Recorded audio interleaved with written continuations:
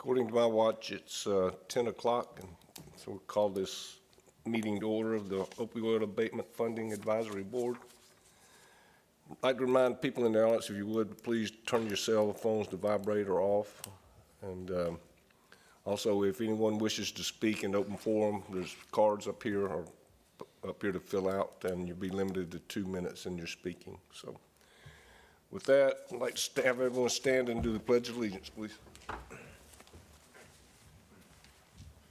Pledge allegiance to the flag of the United States of America and to the republic for which it stands, one nation, under God, indivisible, with liberty and justice for all.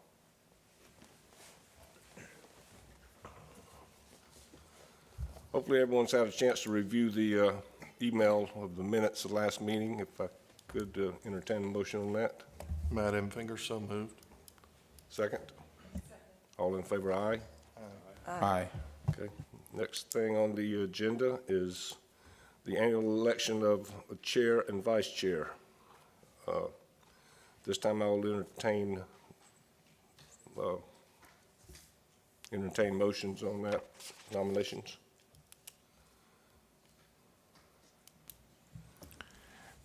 I would offer a nomination of the current chair and vice chair to continue.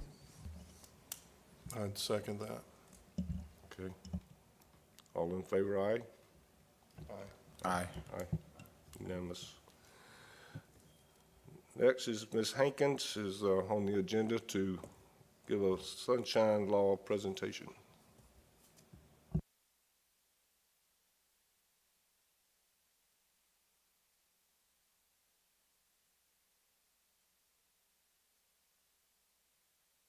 The first time I've logged into this computer, so it's asking me questions, but we're getting there. Okay. You may recognize this a little bit from last year, but I did add something new. So what you'll find in front of you, I gave each one of you a form. That's the Form 8B. And you'll see that I put in brackets a section that says each elected or appointed local officer must abstain from knowingly voting on a measure which would inure to the special gain or loss of a principal other than a government agency by whom he or she is retained, including the parent, subsidiary, or sibling organization of a principal by which he or she is retained, to the special private gain or loss of the relative or to the special private gain or loss of a business associate.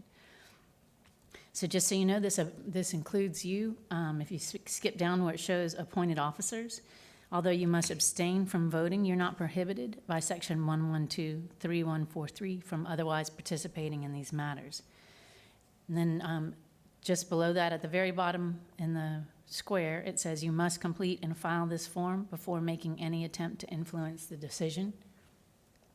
And then if you turn it over, conserving paper, we went ahead and put it front and back on this one. So a copy of the form must be provided immediately to the other members of the agency. The form must be read publicly at the next meeting after the form is filed. If you make no attempt to influence the decision except by discussion at the meeting, you must disclose orally the nature of your conflict. You must complete the form and file it within 15 days after the vote occurs. And it goes on to say, a copy of the form must be provided immediately to the other members of the agency, and the form must be read publicly at the next meeting after the form is filed. And then you can see the different disclosures there that are required. And this is a financial disclosure. It basically is what you're saying. If you have a financial interest, then you have to disclose that. Maybe somebody, or maybe a close family member, a relative, a business associate, someone that you do business with, any type of financial interest. The 8B is that type of disclosure. If you have other issues, then we need to address those separately. Okay? We always kick off with that one. It's so fun and dry. So as you see, it is time for our Sunshine Law presentation again.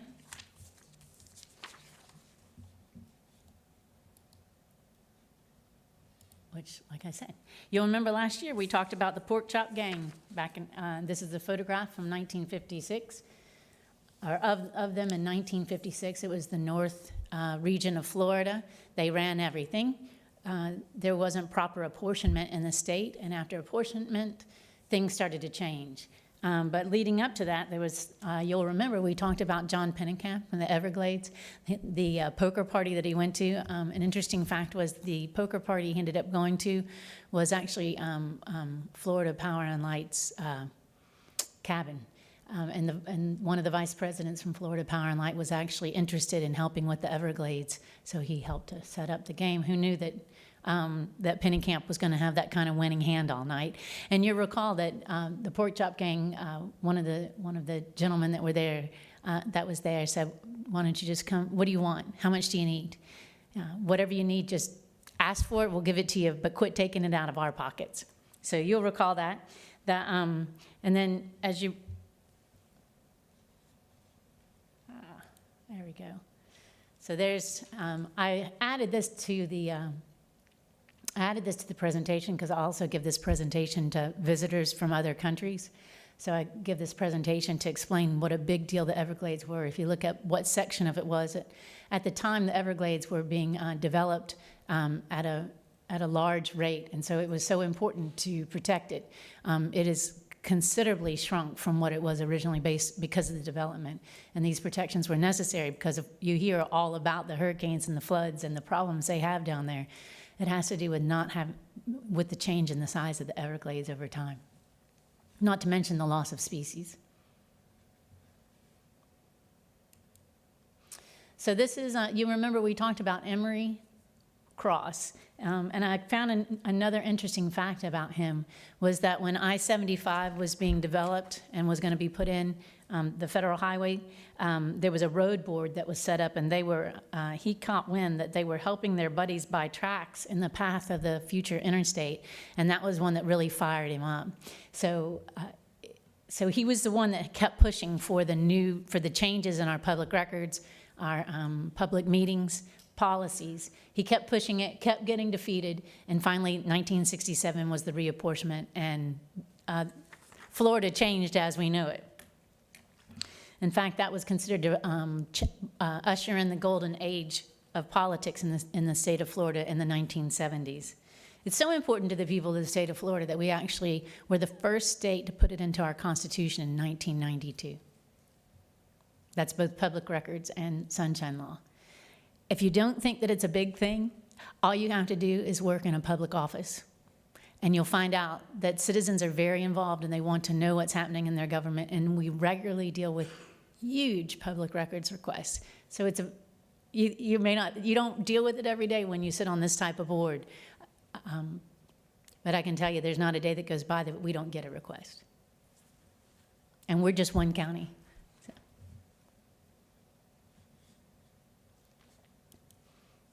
And there you have the dates. The original public records law that was passed in 1909, then the Government and the Sunshine Law, which was passed in 1967, and of course, the state constitution.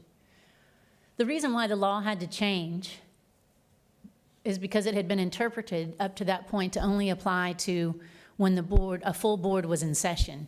It didn't apply when only 2 people were meeting outside of the presence of the public. So when the Government and the Sunshine Law changed, in 1967, as the courts, as it went up, and the judicial branch got a hold of it, they said if they didn't mean for it to include any time 2 people are together that are on the same board, then there would be no reason to change the law. So that's how it was interpreted after 1967, and that's why we have such a solid public records and Government and the Sunshine Law policy. And that's why I come see you about this, and that's why I harp on you. No one wants to get in trouble for something we can avoid. In the Government and the Sunshine Law, meetings must be open to the public, there must be reasonable notice, and minutes must be taken and promptly recorded. So here is the specific language out of the statute. All meetings of any board or commission of any state agency or authority, or of any agency or authority of any county, municipal, corporation, or political subdivision. Oops. Must provide reasonable notice of all meetings, which that's why we make sure that it's been published. And then the minutes have to be recorded, and as you're aware, you approve of those at the next meeting every time. We hope you approve of them every time. And this was one that passed in 2013, where we give the public a reasonable opportunity to be heard. That's your public forum. The opportunity to be heard doesn't have to be at the same meeting, but it does have to be in reasonable proximity to when the vote will occur, before the vote occurs. It does have to be during the decision-making process. But it also, the fact that it has to be allowed doesn't prohibit that it has to be orderly conduct and proper decorum. You guys are pretty lucky because you don't see that in the people that come in here. And I hope that stays that way because it's a lot to deal with. I've seen it on other boards, not just the BOCC, and it's a lot to deal with, and it challenges the chairperson. Got to balance it with people's right to speak and to be heard, but also with proper decorum, and you're the one that makes that decision. I've been in meetings where they're insulting women while I've been in this job, so it's a tough one. So these are the exceptions. Most of these won't deal with you because it's emergency situations. There's not a lot of emergencies that this board has to deal with. Ministerial acts, there's a section of meetings are exempt, and you're not a quasi-judicial board. Be thankful for that. Quasi-judicials are long days.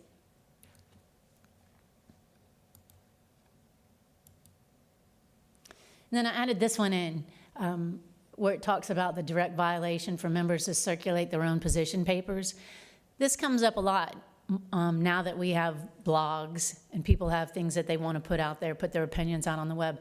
And you can do that, but if anyone else on the board were to reply to that, and this is where we talked about the press getting involved, where they come in and they ask one person one question, and then they would go to somebody else on the board and want to know what you think about it.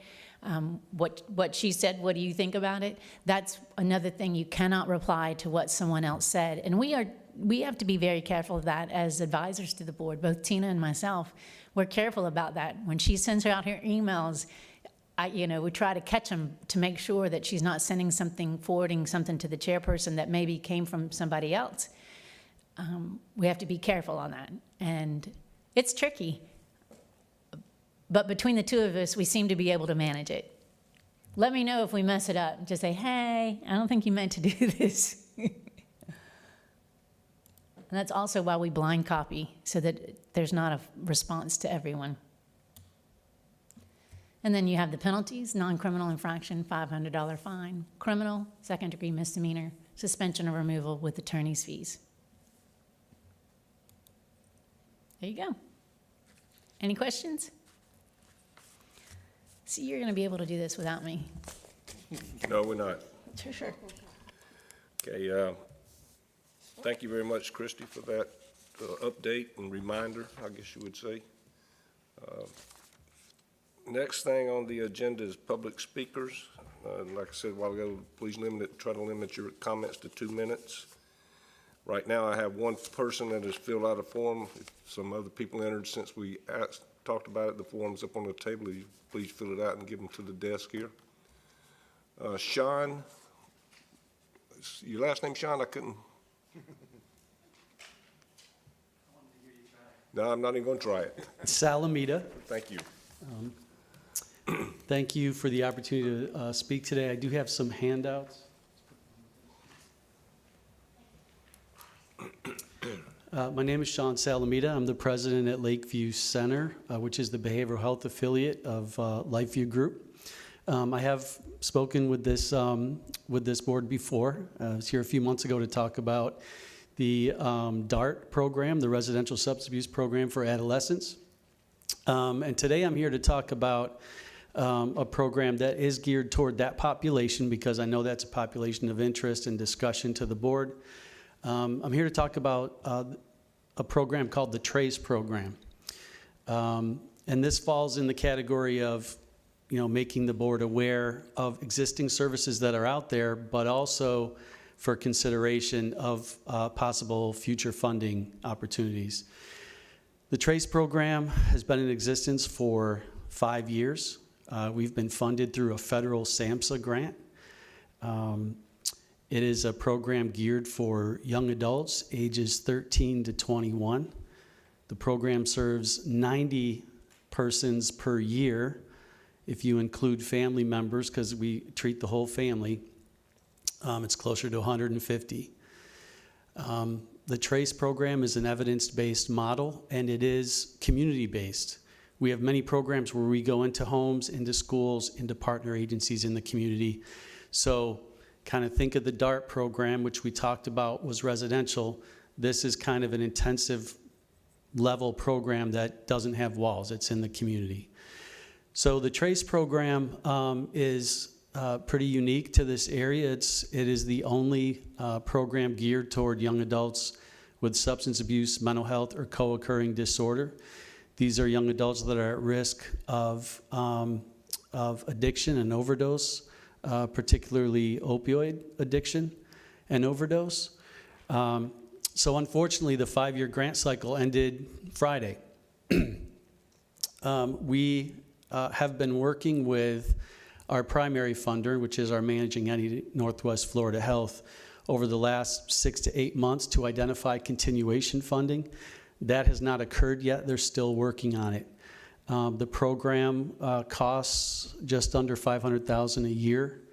It is staffed by licensed, credentialed professionals, and it's an evidence-based model, so it's pretty intensive, hence the cost.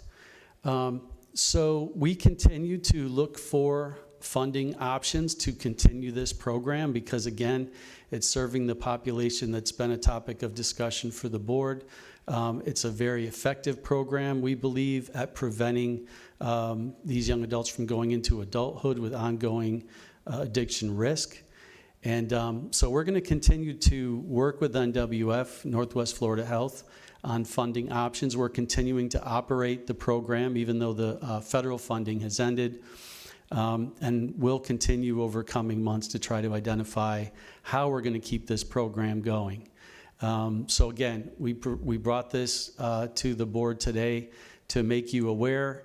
I'm still figuring out the opioid settlement dollars and how they flow and how they can be allocated and things like that. But again, with the topic being so critical to this community, and this program serves Escambia and Santa Rosa County, and I'm aware this board is Escambia County, is limited to Escambia County. But I also have with me our Director of Family-Based Intervention Treatment, Patty Hyde. She's a licensed clinical social worker, and she has operated this program for some time, and either one of us would be glad to answer any questions you might have. Thank you, Sean. Any questions from the board? Yes. Why did DART go away? DART was closed because of, it was a very high-cost program, and the census was too low to support the ongoing funding. So we had identified a minimal census for youth in that facility, and we ran a much lower census than was required to continue to operate the program. So when you say you service, so how did the census come about? Is that something that you made those benchmarks, or people that would come to DART, did they have to be referred by the courts, or could someone just come and say, hey, my child had a problem, they need to be admitted, things of that nature? So how did you get your intake for DART? So the DART program closed before I took this position, so I don't want to speculate, but I know we had court-ordered, we had the juvenile court ordered people into that program.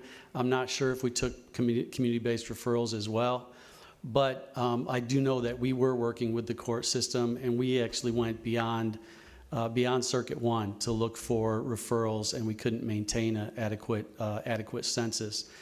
A residential program like that, it had a medical basis to it, so the cost was really high, and the utilization just wasn't there at the time.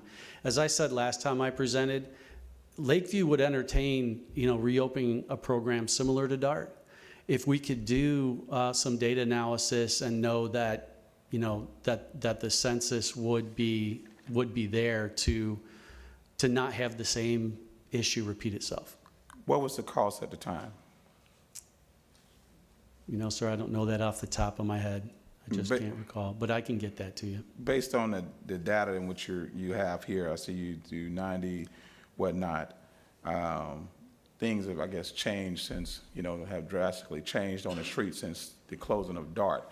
So looking at your data here and the things that you all encounter right now, would you say a residential program would definitely be helpful? Because I see this is out of residence. You guys go out into the homes or whatnot, so you're doing it in the environment in which they're in. So would you say the dynamics on the ground has drastically changed since you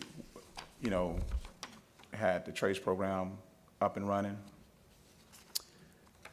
I want to make sure I understand your question. Since you guys started TRACE, would you say that, the cases in which you involve has drastically increased as far as the opioid in that demographic since DART has been closed? I'll take an initial stab at that program. In this program, we're serving more individuals at a lower cost. And that's generally true with community-based programs, which is why we've seen a proliferation of those programs. But I'll let Patty speak to kind of what she's seen in terms of trends and some of the impact we've had with those that we're serving in the TRACE program. That's my last question, is like percentage-wise, from intake to result-wise, where are you seeing your, percentage of results? I was trying to think of an example to give you. One client, however, there's been so much help, I think, that has come about from this program. My favorite group of kids and young adults is from 16 to 21 because they'll come in at 16 having problems in school, sneaking out at night, those risky behaviors, drug use amongst it. And we'll help the family get them back on track. And then at 18, when they move out, they have a relapse, say, and so at 19, they come back into us, and they're ready. They're really ready for change. They're ready to become, working members of our community. So out of all of the clients that I've worked with for the last 5 years, we had one opioid death that was heartbreaking to us, just heartbreaking. But there's lots of opiates. I mean, the biggest thing right now is the pressed pills that they're putting fentanyl in, and it's mixed with, like barbiturates. You really don't wake up. I don't know if that answered your question. To a certain degree, he said you were evidence-based, so you guys should have some type of data on, from the time from 5 years to now, kind of like track your success rates. I know you don't have it now, but Yeah, I was just going to mention that. Our funder, through the SAMHSA grant, requires us to report outcomes and data, and we can certainly provide that. That'd be great. Thank you. Before he provides that, let me remind you that you can't just award money like that. You have to do a request for proposals. You'll need to get with purchasing. If that's something you're interested in doing, you have to put out a request for proposal for anybody to answer. Right. So before he starts providing information to you further, then make sure you get with purchasing and put out that RFP and bring it back here to vote on. Just to get data? We're just getting data. We're not, I wasn't trying to award anything. I was just asking for information for his evidence-based. I'm not trying to award. I'm just wanting to get more information than what the sheet provided. Right, but your best bet is to go ahead and put in an RFP and then get the data that way. They can provide it to you through the RFP. Because we haven't done an RFP yet this year, and so we don't know who else's data is out there. And so you're asking, you certainly can get input from one person if you want to, but it's not advised. And, well, if you do an RFP, wouldn't that be for our entire program, and you got to put it out there like, hey, we're requesting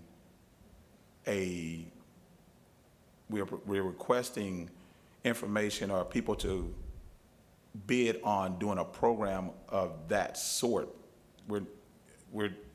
Isn't that kind of like too soon for that if you just ask for No, information? you guys are way overdue for an RFP with all the training you've had. Oh, it's coming. And if you need an RFP, you can get with our CDAC and they can help you get you the parameters you need for your well, you do need an RFP, but you can get with CDOT and get one Okay. put together, and they can tell you what you need.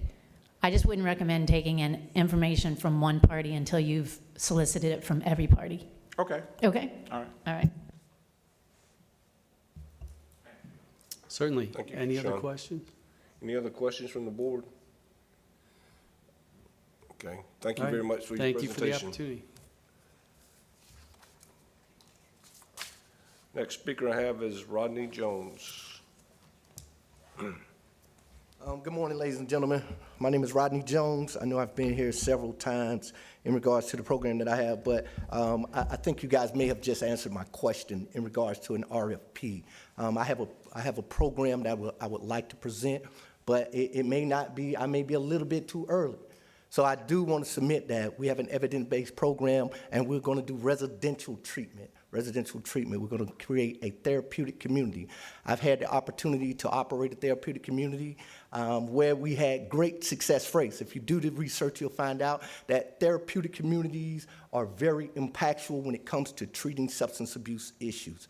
Our organization has been providing services in Escambia County since 2004. First, with adults who are coming back from incarcerated environments, people with lived experience, meaning people who may have been incarcerated and may suffer from substance abuse or mental health issues. We've been providing these services for several different entities, the Department of Juvenile Justice, Escambia County. We've contracted with these entities. We currently contract with Escambia Children's Trust, providing services for them. So in our presentation, we hope to show you guys that we are capable and we have the capacity to do it. We'll provide all of our information that's necessary and associated with what we're asking for and what we're proposing to do. I had the opportunity to become a social worker and a mental health counselor through several universities that I had the opportunity to matriculate through and pass the National Counseling Mental Health exam to become a licensed mental health practitioner, as well as a certified anger management therapist. And I've been out here in this community working and providing services for at least 20 years. We have a site location, as well as we're proposing to put in this therapeutic community so that we'll not only be able to serve the individuals who are suffering from substance issues, abuse, and use, but their families as well. We have a history of serving youth and families, individuals who have lived experience, and individuals who are coming from incarcerated environments who their primary issue is substance use or abuse. So we definitely look forward to being able to present that proposal to you guys at some point in time. Thank you. Thank you. Any Do questions? you have any questions? Yes, what's the name of your organization once again? New World Believers Hoops, that's healthy opportunities and options promoting success. Okay. Ms. Christie, in the spirit of our last conversation, so as Lakeview has presented a small synopsis of their organization and their budget, so do we have to do a RFP if Mr. Rodney wants to come and bring a small synopsis report like as this, or can he just bring it? I think he's presented one before. Yeah, I have a He already I have gave- a he full-scale already gave you proposal ready for you guys. No, now. he spoke about it, but he Yeah. hasn't put it in Oh, okay. paper form. Right, he wants to give you a proposal, That's but he what I wanna can't give submit a that to you proposal. yet because you have to get your RFP. Yes. And keep in mind, you have enough money to support more than one organization. So if you get your RFP out there and find that there's more organizations that you'd like to put before the Board of County Commissioners, you have that option. We just need that RFP done. Right, but if you want to just give a base synopsis like everyone else that has brought like leaflets, like the sheriff department, the police department, kind of like giving information on what he would like to do, because we didn't do an RFP for them. So I'm just saying, can he just, like if he had paperwork that is saying, hey, this is the outline of what I'm doing, not in great detail, I mean, are you prepared do you have that today? I just have an overview, but I That's- do have that's a it. full-scale proposal. No, that is Right. ready that's to for the submit. RFP, but do you I have an understand. overview today? Yeah, I have a small overview that discusses May not be as detailed. No, we don't need a real detail. That's the RFP. We just want an overview. These are overviews that people gave. I just want to give you the same opportunity to get your Absolutely. information in front of us as everyone else did. Absolutely. And I think that's not a bad idea in the sense that you don't want to make it look like you've provided anybody any advantage with getting, so having this is good, but a full proposal would not, I thought we already had this from him, I apologize. No. I know you've been here many times. Yes, I ma'am. know the procurement officer, that's going to go before the procurement officer of the county, and he's going to put it all out there and rip them apart and do his thing, so that's great. He's not going to rip them apart. Well, you know what I'm saying. He's gonna do his thing. He seems like he's pretty diligent in what he do, so, So it's gonna be great. that overview just articulates the framework of the program. I do have all specifics that are associated with every component of that particular overview, including budget narrative, and any other outcomes and research data that's associated with it. That'll be for the RFP. Yes, I know. Okay. Thank you, Mr. Jones. All right. Thank you, Mr. Jones. Mr. Chairman, could I Yes, follow up? go ahead, Dr. On Christie's comment about kind of the next steps, we really need to get the RFPs together. Could you give us a little more direction on that? Because I think, as you said, we're kind of past time. We've been talking a lot. We've got money to spend. We've got needs in the community. And we've got people who want to address the needs. So could you speak a little bit more to how we go about that next step? Or maybe Ms. Kissel would be the one to address that. Sure. Thank So you. I think the first thing is identifying the key areas that you guys want to put out to be able to spend your money on. So obviously, this is opioid money, so if you wanted to focus on drug addiction in schools or just in the community, or so really what we would need from you guys is an actual program guideline or a scope of work. Or even if you could just bullet point something on here's where we're thinking, and then that's where our purchasing department can get with you guys and develop the full RFP. I do know that we do community partner applications every year already at the county, so we can give you something like that so you kind of have an idea of what that looks like. And that's just where nonprofits can apply for some funding to the county, and it's an application process, and we say we want it to focus on this area, show us what you got, pretty much, and then it would be up to the board to determine, how much funding you want to put out there. And like Christy said, you don't have to give it all to one person. You might find 3 or 4 organizations that really hit what your goals are on the head, so you want to split it. So it's really just you guys need to identify where you feel like the money it would be best spent and what types of categories, and then we can develop the RFP, get it out, and then you guys pretty much just see what you get back, and there'll be some kind of scoring system to be able to score on those items. Yeah, and I think CDAC has provided us in the past kind of a listing of what they Okay. gained from the community in terms of priorities, looking at prevention, looking at treatment, and so forth. And so, again, I just think that whether that's something that we need to do in this meeting, whether it's something we need to do in a workshop, but I definitely think we need to kind of fine tune that so we can put the word out to the community exactly what we're looking to fund at this point in time and give people an opportunity to participate. And it sounds like CDAC would be a great spot to start. I was just for going to say, you coordinating can't that. do it in this meeting because it's not on the agenda and people wouldn't know. But you can set it for the next meeting. And also, you said y'all have an outline, basically. So we can distribute that outline to you by blind copy, and you can get all your notes ready, and you can come back, and then you can vote on it at the next meeting. If you need to do a meeting in November, I know that, we kind of been going every other month or every few months.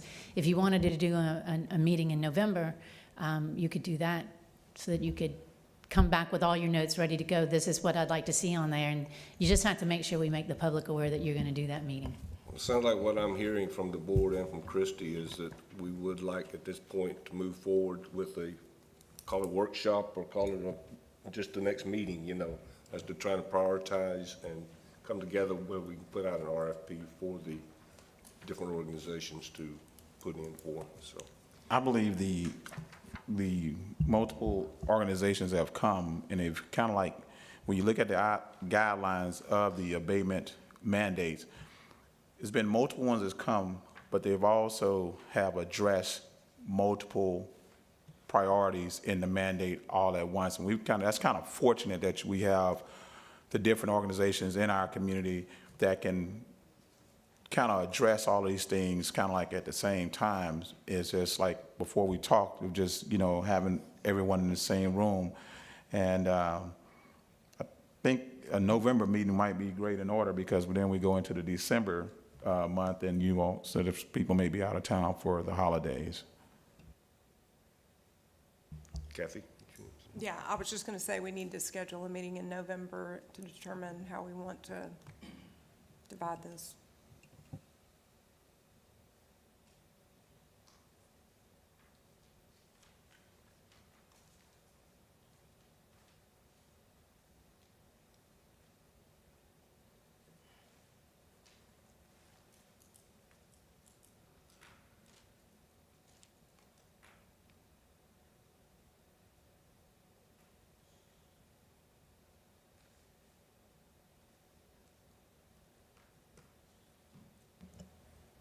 Does November 6th work for most of y'all? It works for me. That works for me. It works for me as well, November 6th. 10 o'clock? Yes. I have no conflict there. Christie, what do we need to get to Tina prior to that November 6th meeting, as far as what we want on the agenda? Just email her as far as our ideas as to what we want to get, some kind of guide in the RFP process, I guess what I'm saying is. Right, well, you'll What- get the what- form. what- Go ahead. Go ahead. I was going to say, it's not so much the RFP process as it is basically using what we've been given as to determine the percentages of how things, what we're wanting to look at as far as more funding for whichever area. I think that's more the bottom line of what we need to do. The process itself, I don't feel like that's what we need to focus on. Yeah, that's correct. So, for example, for one of our programs, there were 4 different categories. We had supportive services, we had affordable rentals, we had shelters. We had a pool of funding. So what we had to really do is break down, we want 20% to go here, 30% to go here, and 50% to go here. I think that's really what we need from you guys. And then they should be able to go back and come up with something to bring back for. So basically, we need to just get you all the subject matter, like it could be like, in here, some of it is education and awareness. There's the treatment side, the housing side. It could be the help for pregnant mothers. It's a litany of information in here. So we get back to you the subject, the areas in which we'd like to try to provide funding in this first round. Yep, the areas, and then how much of the funding you want to provide. Okay. And really, you can be as specific or as broad, if you're being open-minded about a specific category, like education of drug addiction. You could be as broad as that and say, and let the community be creative and what they bring forth to, or you can be very specific. We want education in elementary schools, or we want education in shelters, so it's really up to you guys on how you want to drive that. Basically, we need to go back to the core strategies, look at those, then think about the percentages. That's what I recommend that we do. The great thing about what we have is that we've already had people to bring their ideas kind of like already ahead with numbers. That's almost kind of like have done almost 50% of the work for us, from the EMS chief to Lakeview to Rodney to CDAC, that have already come forth with things that they need help with, and already, because they're already moving on the ground already. It's just that they just need additional help. So they've actually almost done a lot of it for us, because they've presented their ideas, and a lot of it, when you read the mandates, it covers already in the mandate. So it's kind of like 75% there. If there's additional stuff, then that's great also. I will say in the community partner application that we'll kind of send to you guys, so you can kind of get a feel for what we've done before, is it does ask for measurable things. So if you have a program that's currently running and you're asking for additional funding, okay, where's that funding going to go, and what happens when that funding runs out? So, obviously that's important to make sure that whatever they're building or maintaining, whether it be a new program or just assisting what they have, that once that money's gone, that they're not just done. So that's a big thing you'll see in the community. And then measurable. I think you actually asked, one of the gentlemen that was speaking is, how many people have you helped? Where are they at? Being able to quantify so that when I'm reporting on how you guys are spending the money, I can send that information up. That's very, very important to the board, those two things. Okay, What was the date you selected for a meeting? November 6th. November 6th. Thank you. I have one more speaker, William. Last name, please, I can't, Last name Clay. Clay. Okay, thank you, sir. Well, good morning. I think the only person I think I've met before is the gentleman right there on the end. And that was years ago. I don't know where it was, but it was in the public. I do know that. But as I stated, my name is William Clay, and currently I'm working with Rodney. And my, not a concern, but I've been in public service all of my life. All of my life. I've worked for 5 different federal agencies. All of my graduate, postgraduate research is in public administration, federal legislation, and public compliance. So I don't know very much about you, your organization here, but I do want to know this, your organizational background and how you're searching for the greater need of this opioid program for the underserved community out there. And what is your program as far as greater access to the funds for the need for the underserved community, as far as the underserved children? I understand that you want to everyone to get part of some of the funding, but how are you all, the organization, how are you all identifying the greater needs for the program? Well, that's what we've been trying to get educated in the past year by having the organizations come in and make presentations to us. And I think now we're at the point where we will be working toward, with a public hearing next month, to start coming together with an RFP to put out for all these organizations to come back with. No, that's not what I'm asking. I think What I'm asking is that as an organization, not waiting for someone to come up, but to say your organization to access the county, to access the state, a census, something that's going to identify the greater need for the funding here in Pensacola. We work with the EMS chief because they're firsthand, and he's provided us a lot of data on from the age range to what they have.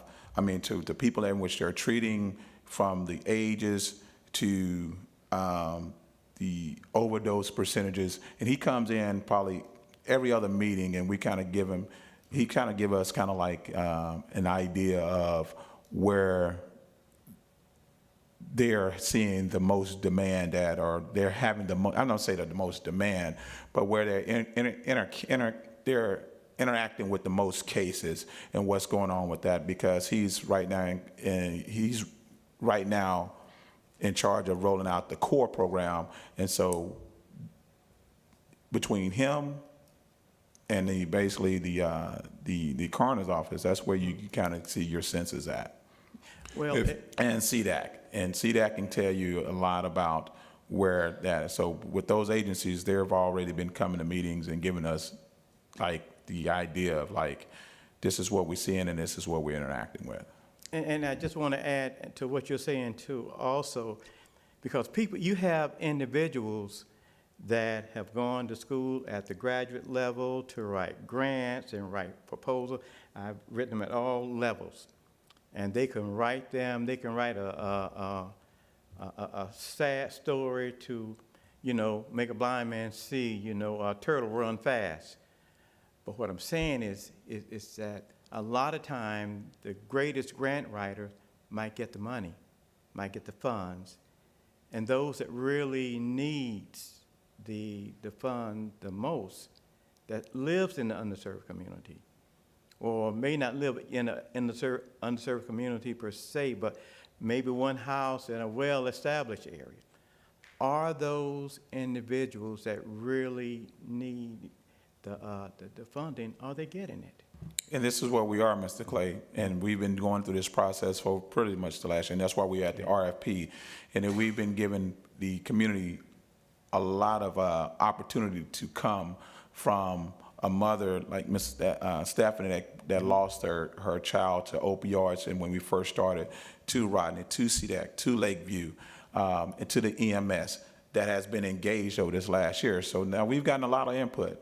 I know this may be your first time here, but as Mr. Jones said, he's been here pretty much almost every meeting. So we're at that point there to make sure that we are serving the underneath communities in between, the affluent, because addiction has no economic level. So I believe from the dynamics of the EMS all the way to Lakeview, to CDAC, to Mr. Jones and everybody in between all of those agencies, there's a lot of people that's going to be helped. It's going to be, it's really going to, I believe it's going to make a difference in our community. Matter of fact, we've already had some Narcan machines, vending machines put out. Ms. Kathy kind of spearheaded that, and that's been delivered already to the streets. So we're in motion. Just, you know, sometimes, you know, it turns a little slow and you can't really see it, but we're in motion. So it's going to help, and I think our community is going to be greater for it. Okay, thank you very much, and thank you for allowing me to speak. I appreciate it. Before you go, Thank you very much. Hold on. excuse me, sir, Mr. Clay? Yes. Before you go, I appreciate the issue that you raised, and also would invite you that if you are aware of information that we don't have, or organizations that can provide information that we don't have, we welcome it. This is not a closed situation by any means. We do have some good sources of people who are looking in the community, working in the community, looking for the needs, particularly from the prevention standpoint all the way to the treatment standpoint. But certainly this is not a closed situation. If you have information that, or access to people who maybe not being heard at this point, we encourage you to share that with us. Okay, thank you very much, and I will definitely do that. Thank you. Thank you. Thank you, Mr. Clay. You're welcome.